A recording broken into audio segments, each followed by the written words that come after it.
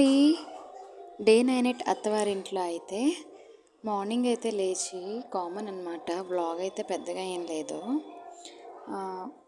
నా first priority ఎప్పుడు కూడా పిల్లల పైనే ఉంటుంది. వాళ్ళకైతే మార్నింగ్ లెగ్గానే ఫుడ్ అయితే నేను ప్రిపేర్ అయితే చేసేసాను.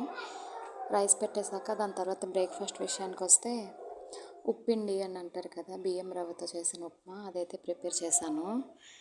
అది మీరు ఎవరైనా తినుంటే నాకైతే కామెంట్ చేసి చెప్పండి.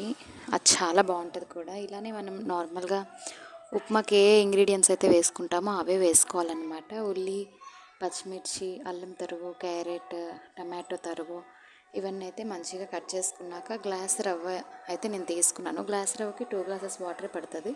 పోపు ఎప్పుడులాగే ఉప్మాకి చేసేసినట్టయితే పోపు చేసేసి గ్లాస్ రవ్వకి అయితే నేనైతే గ్లాస్ రవ్వ కదా 2 గ్లాసెస్ వాటర్ వేసుకొని చక్కగా ఈ రవ్వను అనేది అందులో వేసుకొని స్టీమ్ చేసుకుంటే ఉప్పిండి అయితే రెడీ అయిపోయింది. దాని తర్వాత కాస్త షుగర్ అయితే అందులో యాడ్ చేసి తింటే సూపర్ కాంబినేషన్ అనమాట. మీరు ఎవరైనా తినుంటే నాకైతే కామెంట్ చేసి చెప్పండి. దాని తర్వాత నిన్నైతే మీకు చెప్పాను కదా, అత్తమ్మ గారు అయితే వడియాలు అయితే వేశారని చెప్పి. ఆ వడియాలు అయితే సగం ఎండిపోయాయి అన్నమాట. మిగతా సగం ఎండుతుంటే ఆవిడ పడుకుంటే మేమైతే కాసామన్నమాట. చూడండి వడియాలు అయితే ఎండుతున్నాయి. దాని తర్వాత నైట్ అయిపోయింది, ఎండ చాలా ఉంది కదా. చపాతీ ఆలు కర్రీ అయితే ప్రిపేర్ చేసేసాను. మన ఛానల్ చూస్తున్నారు కానీ ఫాలో మాత్రం చేసుకోవట్లేదు. ఈ ఫాలో చేసి సపోర్ట్ చేయండి. Bye bye.